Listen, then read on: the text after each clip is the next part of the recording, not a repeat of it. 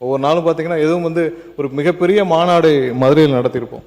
ஆனால் அந்த மாநாடுடைய வெற்றியை கூட சுவாசிக்க முடியாது. அடுத்த நாளே வந்து வேலைக்கு உட்காந்துருவோம், அடுத்த பிரச்சனை வந்துடும், அடுத்த வேலைக்கு வந்துடும், அடுத்த நாளே அடுத்த வேலையை ஆரம்பித்து அடுத்த நேரத்தை நோக்கி ஓடிட்டு இருப்போம். அடுத்து பார்த்தீங்கன்னா இன்னொரு பெரிய மாநாடை ஒரு பெரிய இதை கூட்டங்களும் நடத்தி முடிச்சிருப்போம்.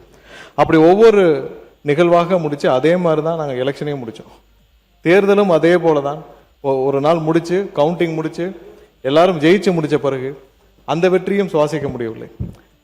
அது முடிச்ச ஒரு வாரம் உங்களுக்கு தெரியும் எவ்வளோ கஷ்டப்பட்டு நம்ம வந்து ஒவ்வொரு நாளும் இதை கடந்து இந்த ஆட்சி அமைக்கப்பட்டதுன்னு. ஆட்சி அமைத்த பிறகு அமைச்சர்களாகி அதே மாதிரி தான் அந்த அமைச்சரான ஒரு எண்ணம் கூட வராமல் எல்லாரும் அதே மாதிரியான பணியாற்றிருக்கணும். எங்கே இருக்கிற எல்லாரும் அப்படிதான். எல்லாரும் வந்து யாரும் அமைச்சராக வந்தோம் இல்லை அப்படிலாம் இல்லை. எல்லாரும் ஒவ்வொரு நாளும் எப்படி பணியாற்றிட்டு இருந்தோமோ, முன்னாடி எப்படி மக்கள் இயக்கத்தில் இருந்தாங்களோ, முன்னாடி எப்படி இருந்தாங்களோ அதே மாதிரி தான் இப்பவும் பணியாற்றிட்டு இருக்காங்க.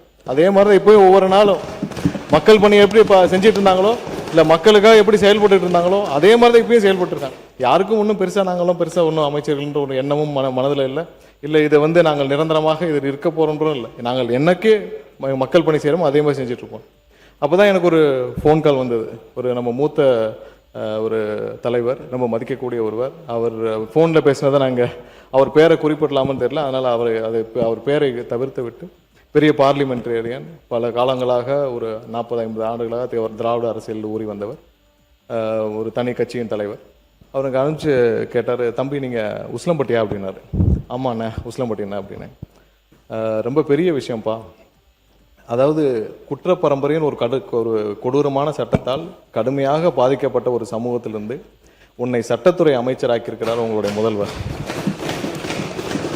அது ஒரு வரலாற்று சிறப்புமிக்க ஒரு நிகழ்வுன்னாரு. அப்போதான் ஒரு ரியலைசேஷன் வந்தது. அப்போதான் எனக்குள்ளே ஒரு ரியலைசேஷன் வந்தது. இவ்வளவு பெரிய ஒரு வரலாற்று சிறப்புமிக்க ஒரு சம்பவத்தை என்னை போன்ற பலரை உருவாக்கி சத்தமே இல்லாமல் அமைதியாக முதல்வராக இங்கே இருக்கிறார் எங்களுடைய முதல்வர் அண்ணன் விஜய் அவர். எங்களை மாதிரி பலர். ஏன்னா நாங்கள்லாம் வந்து எந்தவித பெரிய பணபலமும் கிடையாது, எந்தவித பெரிய பின்புலமும் கிடையாது, அரசியல் பின்புலமும் கிடையாது, பெரிய பணபலமும் கிடையாது, 3-4 தலைமுறை அரசியல்வாதிகளும் கிடையாது. எங்களை மாதிரி பலரை உருவாக்கி பலரை அமைச்சராக்கி பல நடக்க முடியாத விஷயங்களை செய்து காட்டிய ஒரே ஒருவர் எங்களுடைய முதல்வர் அண்ணன் விஜய் அவர்கள் தான். ஏன்னா அவருக்கும் மக்களுக்கும் அவருக்கு 2 பேருக்கும் உள்ள கனெக்ட் வந்து யாருக்கும் இதுவரை எங்களோட அரசியல் வாழ்க்கையில் யாரும் பார்க்காத ஒன்று. ஏன்னா அவரோட டிராவல் பண்ண ஒவ்வொரு நாளும் பார்க்குறோம். மக்கள் அவரோட இருக்கிற ஒரு கனெக்டும் மக்கள் தலைவர் மீது வச்ச கனெக்டும் வேற இல்லை. ஸோ அதையெல்லாம் பார்த்து அவரோட டிராவல் பண்ண என்னை மாதிரி ஒரு உசிலம்பட்டின்னு ஒரு கடைக்கோடி ஒரு ஆதி கிராமத்திலேருந்து வந்த என்னை இங்கே சட்டத்துறை அமைச்சராக்கி, இங்கே மின்சாரத்துறை அமைச்சராக்கி, மேலும் பல துறைகளுக்கு அமைச்சராக்கி என்னை இங்கே பணியாற்ற வைத்த என்னுடைய தலைவருக்கு அண்ணன் விஜய் அவர்களுக்கு, தமிழக முதல்வர் அவர்களுக்கு என்னுடைய வணக்கத்தை தெரிவித்துக் கொள்கிறேன். அடுத்ததாக திருப்பூர் தொகுதி. நாங்கள் எலெக்ஷனுக்கு எல்லாரும் தயாராகிட்டு இருக்கிற சூழ்நிலையில் எல்லாருக்கும் வந்து எந்தெந்த தொகுதின்லாம் பெருசாக முடிவு பண்ணல. கடைசி நேரத்தில் நம்மளுடைய சபாநாயகர் தெரியும். கடைசி நேரத்தில் தான் எல்லாருக்கும். ஏன்னா எங்கேயுமே வந்து இந்த தொகுதிக்கு இந்த கம்யூனிட்டியில் போடணும், இந்த அடிப்படையில் போடணும் அப்படிலாம் எதுவுமே இல்லை. இங்கே நடந்த ஒவ்வொரு வாக்குகளும், இங்கே விழுந்த ஒவ்வொரு வாக்குகளும் எங்களுடைய தலைவர் அண்ணன் விஜய் அவர்களுக்கு முதல்வருக்காக மட்டும்தான். அதில் எந்த மாற்றுக்கட்டும். ஏன்னா ஒவ்வொருத்தரும் தொகுதி அப்படிதான், தொகுதி அடிப்படையில் அப்படிதான். ஸோ ஒவ்வொருத்தரும் நாங்கள் இங்கே இருக்கிற எல்லாரும் தொகுதிக்கு போனோம்னா தனியாக ஆளாக தான் போனோம். எங்களுக்கு இருந்த ஒரே பலம் முதல்வர் அவர்கள் தான், அண்ணன் விஜய் அவர்கள் தான். வேற எந்த பலமும் கிடையாது. பண பலம் கிடையாது, அரசியல் பலம் கிடையாது, பெரிய பின்பலம் கிடையாது, எதுவும் கிடையாது. எங்களுக்கு இருந்த ஒரே பலம் முதல்வர் அவர்கள் மட்டும்தான்.